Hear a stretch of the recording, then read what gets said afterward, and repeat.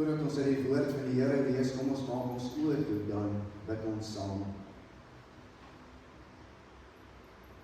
Here, die woord sê, dieselfde gesindheid moet in julle wees, wat daar ook in Christus Jesus is. Hy wat in die gestalte van God was, het sy bestaan op God gelyke wyse nie beskou as iets waaraan hy hom moes vasklem nie, maar hy het homself verneder deur die gestalte van 'n slaaf aan te neem en aan mense gelyk te word. En toe hy as mens verskyn het, het hy homself verder verneder. Hy was gehoorsaam tot in die dood. Ja, die dood aan die kruis. Amen. Ons gaan lees Lukas 23,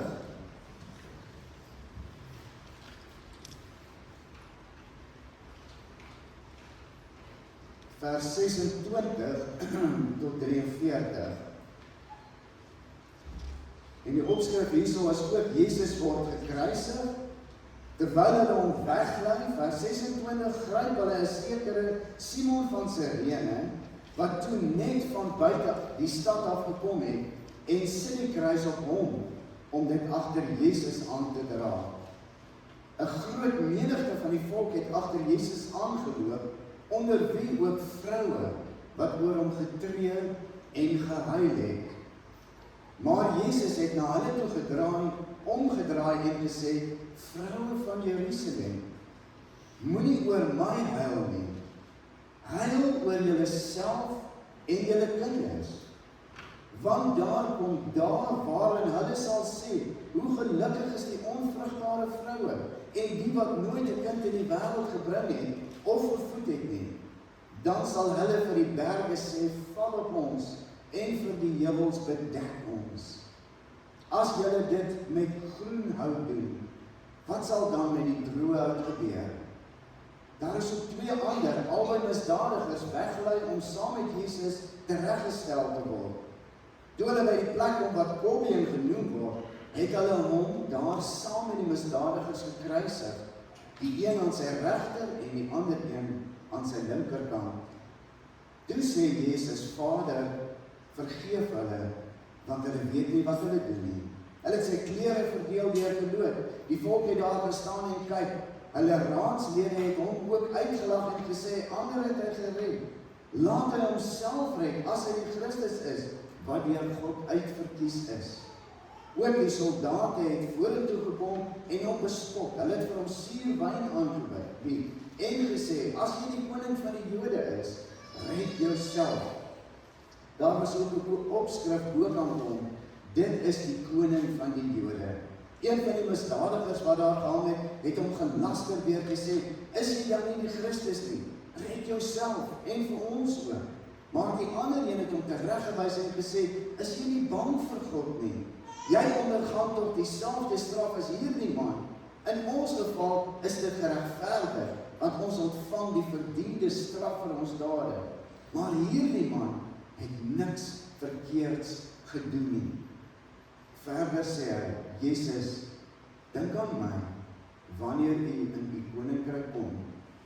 Jesus antwoord hom, ek verseker jou, vandag sal jy saam met my in die paradys wees. Tot sover. Ons teksvers, vers 28, Jesus draai na hulle toe terug en sê vir hulle, vroue van Jerusalem, moenie oor my huil nie, huil oor julle self en julle kinders. As 'n mens, en ek kan dit so goed onthou, dankie ja, dat in ons eerste jaar op kweekskool, dan is jy nou al so 4 jaar op universiteit, in my geval 'n bietjie langer, want ek het 'n bietjie met die Grieks gesukkel, so ek was dan nou so 5 jaar al uit die skool uit gewees, maar hopeloos te jonk vir groot emosies. En dan hoor jy nou so by vorige jaar se studente, wat moet jy nou doen? Wat word nou alles van jou verwag? En dan sit nou maar eintlik basiese goedetjies soos, as dan nou iemand siek is, moet jy hulle gaan besoek, en jy moet die prediking die hele tyd doen, en die gevaarlike een is, en as iemand doodgaan, moet jy hulle begrawe. En ek het net vir die Here gebid, ek sê, Here, asseblief, U ken my hart, ek gaan dit nie kan doen nie, ek wil dit doen, asseblief, moet net nie dat dit ooit met my gebeur nie. Getrou aan die hemel van God, kom ek in Keimus gemeente, waar ek nou hierdie prakties, of hierdie aflos, die dominee aflos, dominee is lekker met vakansie, ek tree nou daarin, kom al die ouderling vir my, hy sê, ek wil net vir my na broer so te neem, wat op sterwe lê. Ek sterf amper ook net daar. Maar so gaan besoek ons nou vir broer wat te sterwe lê, en binne dag is hierdie broer oorlede. Ek bel omtrent die parlement om te sê, wat is die protokol wat ek moet doen? Weet nie wat om te doen nie. So help almal my nou, ek moet nou gaan en sympatiseer en bid en al hierdie goeders doen. Regtig 'n goeie leerskool gewees, maar absoluut vreesaanjaend. So daag nou die dag van die begrafnis op, maar kyk, ek bewe, ek kan nie staan nie, ek kan nie omgeblaai kry nie, ek is in 'n toestand. Doen nou die diens in die kerk, en die ergste wat gebeur is, nou gaan ons die ter aarde bestelling doen. Die man wat die lijkswa bestuur, sê vir my, ek stap voor, dan volg hy en die stoet. Ek sê, asseblief, kan ek die hele agterloop nie? Kan ek asseblief net die voor, kan ek nee, sê my, sal een vergunning maak, dan stap ek direk agter. Ek sê, nee, is reg, ek sal my maak net soos wat hy sê. En so het ek nou, terwyl ek stap nou voor, verstaan ek het nie idee nie, ek was nog in die weermag nie, ek weet nie hoe's daai doodsdril wat jy marseer, ek weet nie hoe dit werk nie, so ek stap nou maar net so stadig aan, en dan voel ek vir my, jy sê die ou van my van agteraf nou raak ry, ek beter nou 'n bietjie vinniger stap, maar ek het so met die kant van my oog sien ek, daar's die graf, so ek moet nou afdraai, maar ek hou nie 'n rekening, dat hierdie lijkswa te groot, ek kan nou nie hier deur gaan, maar ek draai af, ek stap stoksiel alleen, regs, die lijkswa en die rest van die familie gaan nou om met die pad langs, ons kry mekaar weer daar by die graf. Regtig glad nie, lekker nie. Maar ek het geleer dan om presies te doen wat hulle sê en ensovoorts. Hierdie, ons ken ons nou, begrafnisse. En ons weet presies hoe dit werk. Wanneer iemand dood is daar mos nou die diens wat gehou word, en as jy dan nou sou begrawe word, dan is die persoon wat oorlede is, mos dan nou in die kus en word dit nou begrawe. Maar wat ons hier lees, is heeltemal anders as dit waaraan ons gewoond is. Hier is ons met die begrafnisstoet van Jesus besig, maar Jesus lewe. Jesus is hier besig om tussen twee misdadigers in sy eie begrafnisstoet terwyl hy lewe voor te sukkel om te gaan doodgaan daarvoor op Golgotha.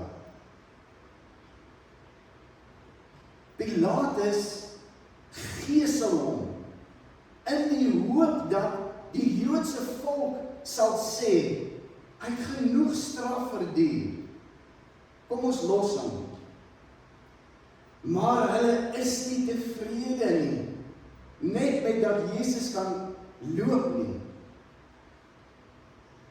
Die raadslede almal is bloeddorstig en skree dit eintlik uit, dat hy gekruisig moet word. En dan sê hulle, Matteus 27 vers 25, wat sê, ons aanvaar verantwoordelikheid vir sy dood, ons en ons kinders. Is dit nie verskriklik nie? Ons en ons kinders besluit, ons wil Jesus dood hê.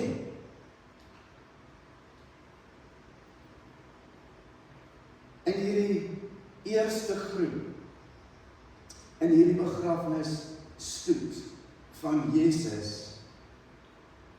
vir sy teregstelling stap die Romeinse soldate.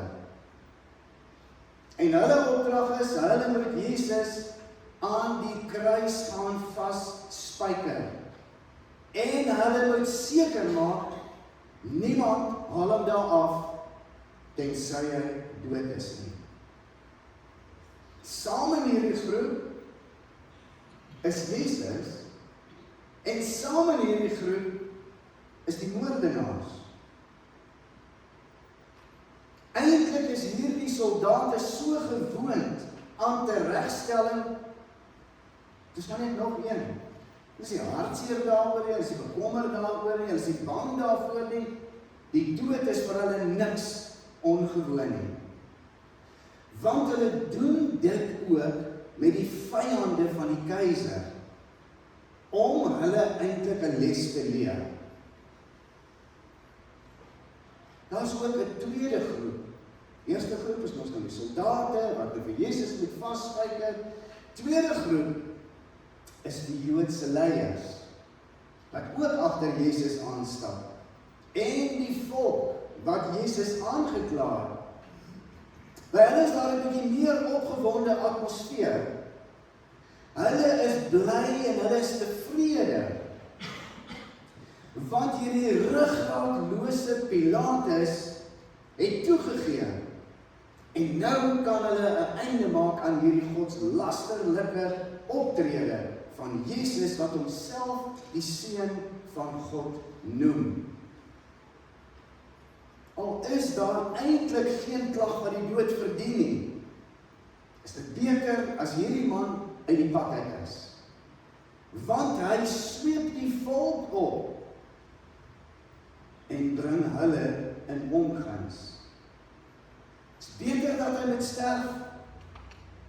Hierdie tweede groep maak grappies en hulle spot en hulle lag en hulle is glad nie ontstel oor die heidense praktyk van kruisiging nie. Net om jou 'n idee te gee oor hoe skynheilig hulle is. Die derde groep wat in hierdie stoet stap,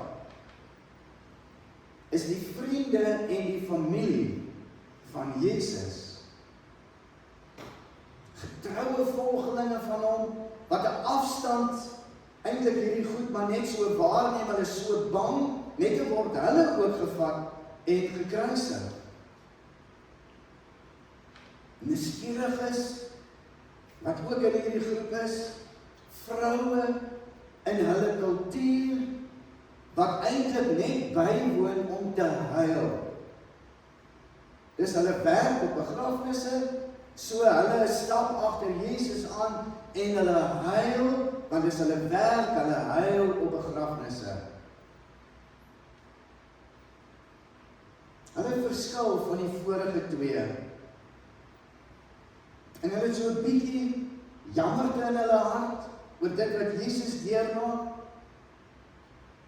In hierdie groep is ook Jesus se moeder.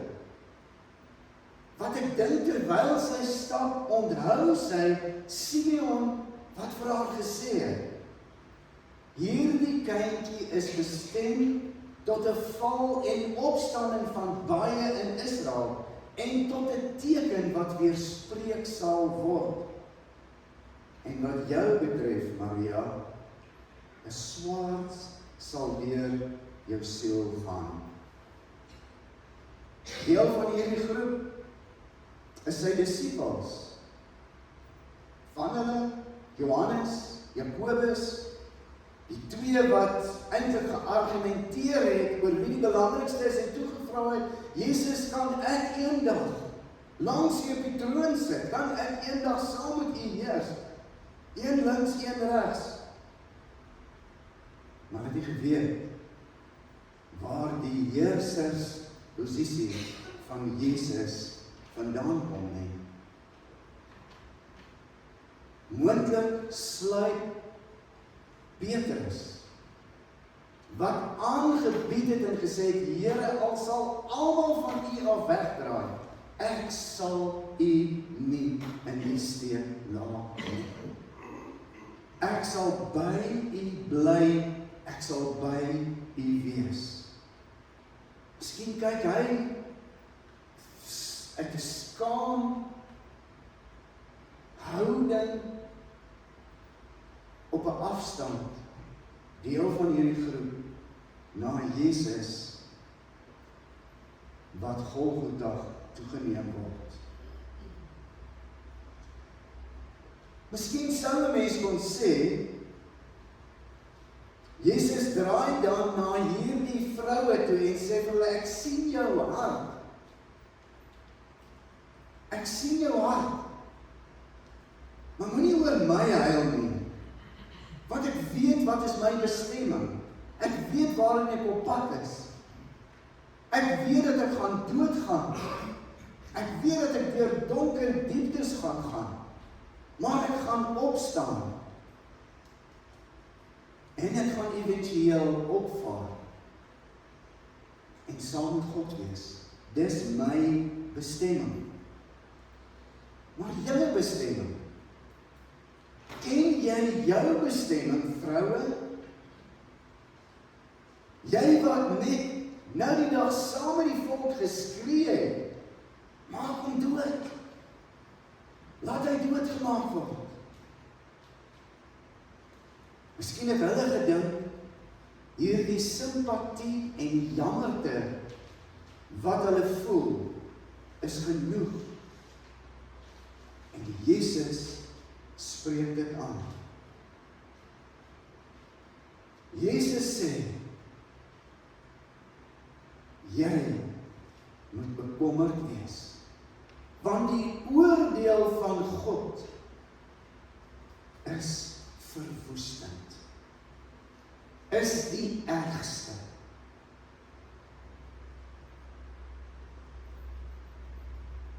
Ek dink wat Jesus vir hulle sê,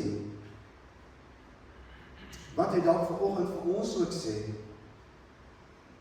is hy soek nie trane van jammerte en berou nie. Hy soek dat ons in ons harte sal inkyk en besef, Here, ek is by soveel geleenthede waar u naam in oneer gebring word. En ek staan doodstil. En ek sê nie 'n woord nie. En of ek lag saam, en ek spot saam.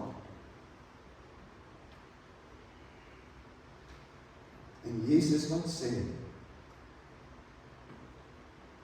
moenie jou klere skeer nie, skeer jou hart voor my. Lydenstyd is nie daar om mense bietjie jammer te maak vir, arme Jesus, wat het hy net alles oorgekom nie. Maar lydenstyd begin vandag, is besig om ons te sê, is jy besig om vir jouself 'n leuen te vertel oor wat jou verhouding eintlik met God is. Die wonder vir my van God se woord is dat hy sê, ongeag wat gebeur, ongeag hoe hy behandel is, ongeag dat hy onregverdig aan 'n kruis gesterf het God die wêreld so lief dat hy sy seun gegee het, sodat die wat glo in hom, die wat sê, Here, ek het gesondig, ek verdien die dood, maar u sê u het u seun gegee, en die wat in hom glo, sal nie verlore gaan nie. Aan die een kant is die stem daar, moenie oor my huil nie, ek weet wat my bestemming is, sê vir die vroue, ken jou kinders die bestemming? Aan die ander kant is die stem daar wat sê, dat Jesus gekom het, die een misdadiger spot hom, lag vir hom uit, en die ander een sê, dink aan my, Jesus, dink aan my, as jy in die paradys is. Die mooiste teksgedeelte amper vir my in die Bybel, is Romeine 8 vers 1, wat sê, daar is dus geen veroordeling vir die wat in Christus Jesus is nie. Is ek saam met Pilatus besig? Is ek saam met die spykers en die hamer? Is ek saam met die Joodse volk besig om te skree, maak die saak, die kruisig hom? Of is ek vanoggend en drink ek die wyn en eet ek die brood om te sê, die liggaam het my versoen met u. U bloed het my versoen en vergewe met God die Vader. Amen.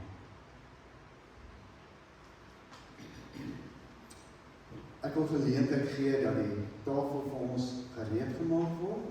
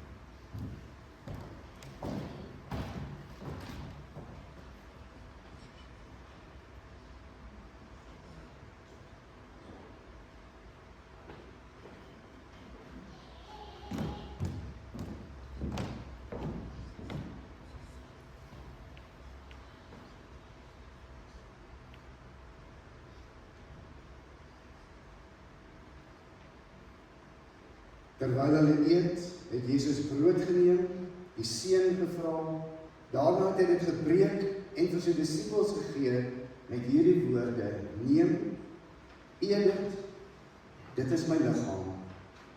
Toe neem hy 'n beker en nadat hy die dankgebed uitgespreek het, gee hy dit vir hulle en sê, drink almal daaruit, want dit is my bloed, die bloed waardeur die verbond beseël word, en wat vir baie vergiet word, tot vergewing van sondes. Ek wil dat ons saam met die kerk deur al die eeue belydenis van ons geloof doen, en ek wil hê dat jy net so sit, en dat jy dit hardop saam met my bid, daarna sal ek 'n tafelgebed doen. Ek glo in God die Vader, die Almagtige, die Skepper van die hemel en die aarde, en in Jesus Christus, sy eniggebore Seun, ons Here, wat ontvang is van die Heilige Gees, gebore is uit die Maagd Maria, wat gelei het onder Pontius Pilatus, gekruisig is, gesterf het en begrawe is, en ter helle neergedaal het, wat op die derde dag weer opgestaan het uit die dode, wat opgevaar het na die hemel, en sit aan die regterhand van God, die Almagtige Vader, van waar hy sal kom om te oordeel, die wat nog lewe en die wat reeds gesterf het. Ek glo in die Heilige Gees. Ek glo aan 'n heilige, algemene Christelike kerk, die gemeenskap van die heiliges, die vergewing van sondes, die opstanding van die vlees en 'n ewige lewe. Amen. Hemelse Vader, dankie dat ons kan vra dat U ons sal voed met hierdie onverganklike spyse, Here, dit wat U met U liggaam, U bloed gedoen het, dat U betaal het, dat ons vrygespreek kan wees, dat ons vergewe kan wees, dat ons versoen kan wees, en dat ons vir ewig U kinders kan wees. Voed ons hiermee, Here.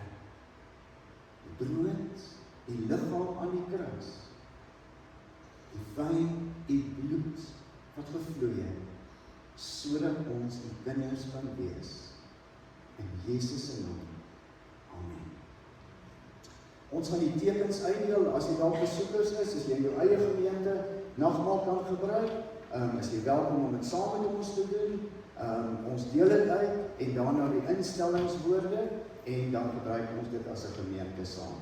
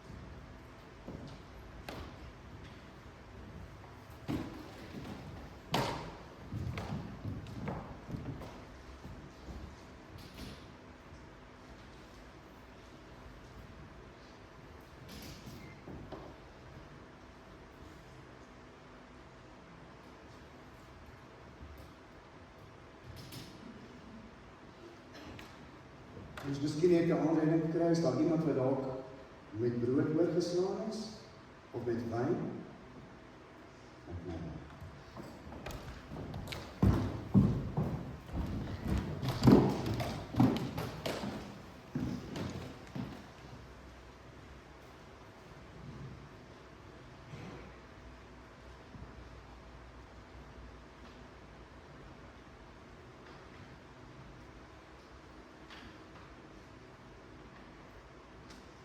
Gemeente, die brood wat ons breek, is die gemeenskap met die liggaam van ons Here Jesus Christus.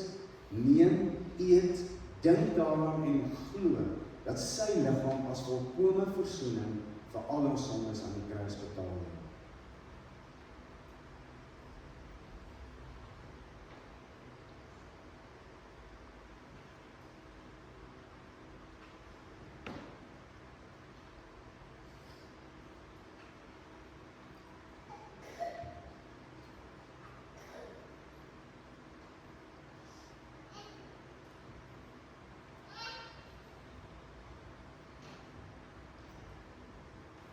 Gemeente, die beker van danksegging is die gemeenskap met die bloed van ons Here Jesus Christus. Neem, drink, dink daaraan en glo dat sy bloed as volkome versoening vir al ons sondes gevloei het.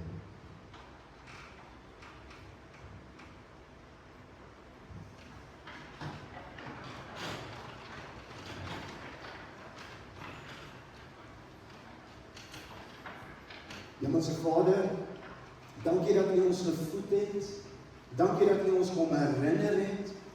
U soek nie net by ons jammerte, of dat ons so 'n bietjie hartseer is oor wat met U gebeur het. U soek ons harte, U soek ons lewens, en dankie dat ons hierdie kon gebruik om daardeur te sê, hier's my hart weer vir U, Here.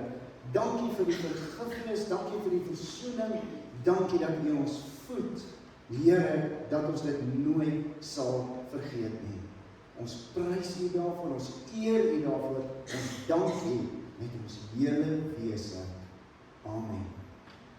Ek wil ook dat ons 'n danksegingslied sing. Kom ons staan 'n bietjie.